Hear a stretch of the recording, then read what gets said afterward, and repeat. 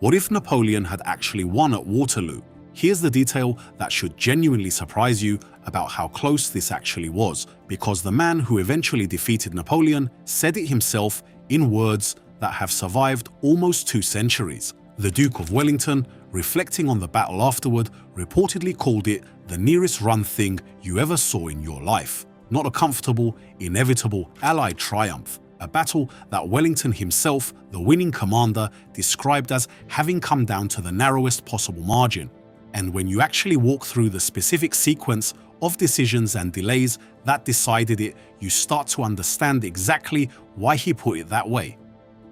Let's build the real history first, because the Waterloo campaign involved considerably more genuine uncertainty and considerably more specific, traceable moments where it could have broken the other way than the tidy story of Napoleon's inevitable final defeat usually suggests. By June 1815, Napoleon had already been exiled once to the island of Elba following his initial defeat in 1814 and had escaped, returned to France, and reassembled an army with remarkable speed during the period now known as the 100 Days, as the restored Bourbon monarchy collapsed and French soldiers, many of them Napoleon's own veterans, defected back to their former emperor almost as fast as they were sent to stop him. Facing a coalition of European powers determined to crush him permanently, Napoleon made the calculated decision to strike first, moving his army into Belgium in an attempt to defeat the 2 closest Allied armies, a British-led coalition force under Wellington and a Prussian army under Field Marshal Grouchy, before they could combine their considerably larger combined strength against him. This strategy came remarkably close to succeeding. Napoleon's forces first engaged the Prussians at the Battle of Ligny on June the 16th, inflicting a genuine defeat that forced Grouchy's army to retreat, and it's worth pausing on this point specifically because Napoleon's entire subsequent plan depended on a subordinate commander, Marshal Grouchy, pursuing the defeated Prussian army with a substantial detachment of French troops, roughly a third of Napoleon's total available force, specifically to prevent Grouchy from recovering and marching to reinforce Wellington. This is the first genuine hinge worth examining, because Grouchy's pursuit was, by the assessment of most military historians studying the campaign, executed with insufficient urgency and insufficient reconnaissance, allowing Grouchy's battered but not destroyed Prussian army to reorganize and, crucially, to begin marching toward Wellington's position at Waterloo rather than continuing to retreat further away, an outcome Grouchy's pursuit should have been specifically designed to prevent or at minimum substantially delay. Had Grouchy pursued more aggressively and effectively pinned or destroyed a larger portion of the Prussian army, denying Grouchy the ability to march to Wellington's aid at all, Napoleon would have faced Wellington's forces alone at Waterloo on June the 18th without the eventual arrival of Prussian reinforcements that, by the near-universal assessment of historians studying the battle, proved decisive to the final Allied victory. This alone represents one of the most consequential command failures in the entire campaign, and it's worth remembering that Grouchy, while a competent officer, was operating with somewhat ambiguous orders and without Napoleon's own direct oversight during this crucial period, a delegation of authority that, in hindsight, proved catastrophic to the overall campaign's success. The second major hinge involves the battle itself, and specifically the timing of its opening. Napoleon delayed his initial assault on Wellington's position at Waterloo until around noon, several hours later than might otherwise have been optimal, reportedly due to the heavy overnight rain that had turned the battlefield into a muddy morass unsuitable for the kind of rapid artillery and cavalry maneuvers Napoleon's tactics typically depended on, requiring the ground additional time to dry before a full assault could be launched effectively. This delay is one of the more genuinely debated points among military historians studying the battle, because those additional hours, whatever their tactical justification given the battlefield conditions, provided crucial additional time for Blucher's Prussian forces already marching toward Waterloo following their reorganization after Ligny to close the distance and arrive on the battlefield in time to intervene decisively, in the battle's later stages, precisely the outcome Napoleon's entire preceding strategy had been designed to prevent. The third and perhaps most dramatic hinge involves the specific tactical decisions made during the battle's climactic afternoon fighting, particularly around the fortified farmhouse complex of Hougoumont, which Wellington's forces held throughout the entire battle against repeated and increasingly costly French assaults. Napoleon committed substantial infantry forces to repeated attacks on this single fortified position for hours, attacks that, in retrospect, absorbed a disproportionate amount of French combat power and time relative to the position's actual strategic value without ever successfully capturing it. Military historians have long debated whether this represented a genuine strategic miscalculation on Napoleon's part, overcommitting to a secondary objective at the expense of concentrating force against Wellington's main defensive line, or whether it reflected sound tactical logic given the position's role in anchoring Wellington's right flank. But what's clear is that the hours and casualties spent on Hougoumont represented resources that, deployed differently, might have produced a decisive breakthrough against Wellington's main position before Prussian reinforcements had the opportunity to arrive and tip the battle's balance. Then there's the specific matter of the famous French cavalry charges launched later in the afternoon under Marshal Ney's command, a series of massed cavalry assaults against Wellington's infantry squares that, launched without adequate supporting infantry or artillery coordination, proved unable to break the disciplined British and Allied infantry formations, resulting in catastrophic French cavalry casualties for comparatively little tactical gain, a sequence of attacks that several historians studying the battle have specifically identified as a serious tactical error, whether attributable to Ney's own independent judgment in the heat of battle or to miscommunication regarding Napoleon's actual intentions for how and when the cavalry should have been employed in coordination with infantry and artillery support. So let's build the counterfactual by tightening this chain at its most plausible point of divergence, because this is the version most military historians studying the campaign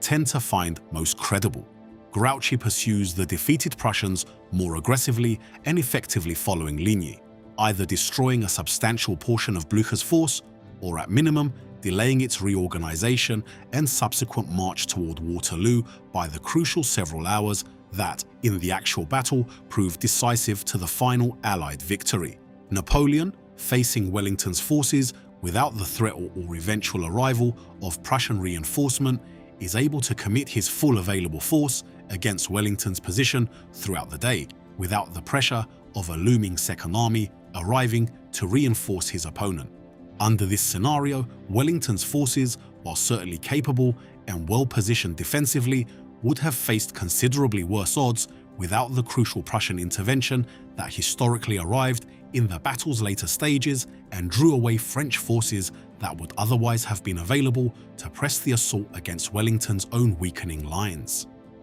Most historians who've studied this specific counterfactual conclude that a Waterloo fought without Prussian reinforcement arriving at all represents a genuinely plausible French victory, whether through an eventual successful breakthrough of Wellington's lines or through Wellington making the strategic decision to withdraw his forces before facing complete destruction, given the numerical and tactical disadvantage he would have faced fighting Napoleon's full army alone. Let's build what a French victory at Waterloo under this scenario actually means for the following decades of European history. First, and most immediately, a victorious Napoleon at Waterloo doesn't necessarily mean an immediate end to the broader coalition war against him, since the 7th Coalition still possessed substantially larger combined military resources across Austria, Russia, Prussia, and Britain than Napoleon's restored French army, freshly reassembled during the 100 Days, could realistically match in a prolonged, continent-wide conflict. What a Waterloo victory most plausibly buys Napoleon is time, and crucially, the opportunity to negotiate from a position of demonstrated, continued military capability rather than facing the immediate, total collapse of his restored regime that actually followed his historical defeat. It's entirely plausible this scenario produces a considerably more protracted conflict through the remainder of 1815 and potentially into 1816, with Napoleon attempting to defeat the various coalition armies in detail one at a time, in a strategy broadly similar to his approach at the start of the actual Waterloo campaign, while simultaneously working to negotiate a settlement that would allow him to retain the French throne, even if in a diminished or constrained form, rather than facing the complete, unconditional restoration of Bourbon rule and his own permanent exile that actually resulted. Second, consider the broader continental balance of power this scenario would produce. A Napoleon who survives 1815 with his throne intact, even in a weakened or constrained political position, represents a fundamentally different and considerably more volatile European political landscape than the one that actually emerged from the Congress of Vienna's carefully constructed post-Napoleonic settlement, which established a conservative, monarchist balance of power across Europe specifically designed to prevent the kind of revolutionary and Napoleonic disruption that had convulsed the continent for over 2 decades.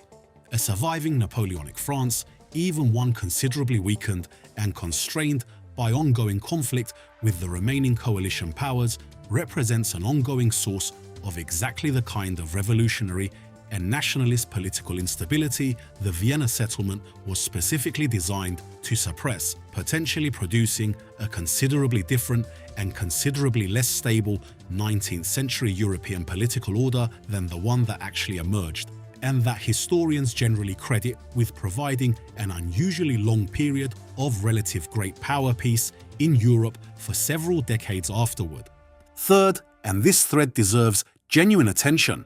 the specific character of French political development following this alternate 1815 would likely look considerably different from the actual Bourbon restoration that followed Napoleon's historical defeat.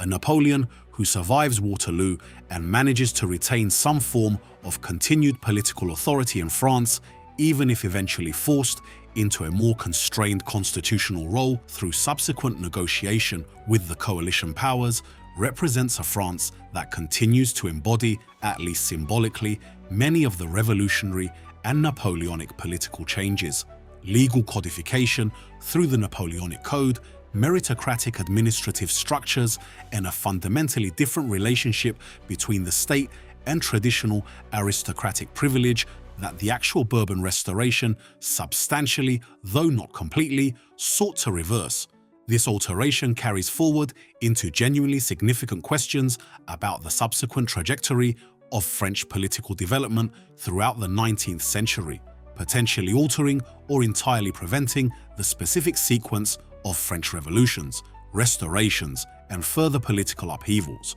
including the eventual establishment of the Second French Empire under Napoleon's own nephew, Louis Napoleon, in 1852, that actually characterized 19th century French political history. Fourth, think about what this does to the broader trajectory of European nationalism and the eventual unification movements in Germany and Italy that shaped the latter half of the 19th century. The Napoleonic Wars, whatever their ultimate outcome, had already profoundly disrupted the traditional political map of both the German and Italian peninsulas, dissolving the Holy Roman Empire entirely and reorganizing numerous smaller German and Italian states in ways that, even after Napoleon's actual historical defeat, left lasting administrative and political legacies that arguably accelerated the eventual nationalist unification movements in both regions later in the century. A prolonged conflict extending Napoleonic influence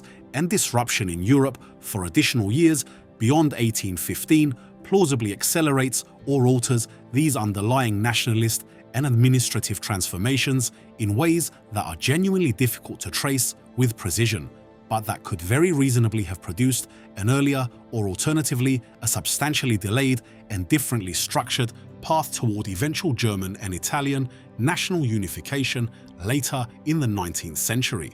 I think the honest thread to close on here is how thoroughly this single battle, one that decided the fate of an emperor, the shape of the European continent, and the trajectory of 19th century politics for decades afterward, actually came down to a subordinate commander's insufficiently aggressive pursuit of a defeated army, a battlefield delayed by rain-soaked ground, and a cavalry commander's tactical miscalculation in the battle's final hours. Wellington himself, the man who won, called it the nearest run thing. That's not false modesty from history's eventual victor. That's an honest assessment from someone who understood better than almost anyone else alive that day exactly how many different, entirely plausible ways the battle could have ended with a different emperor still on the French throne the following morning.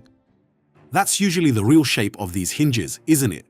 Not history's grand verdict on a fallen tyrant finally receiving his inevitable comeuppance, but a genuinely close-run battle decided by rain-soaked ground, a delayed pursuit, and a handful of tactical decisions that, made only slightly differently, would have kept an emperor on his throne and reshaped an entire century of European history. We've got 7 more scripts across European history still ahead in this batch. If a battle this close, decided by margins this narrow, is the kind of history that keeps you thinking, stick around and subscribe, because there's plenty more of it still to come.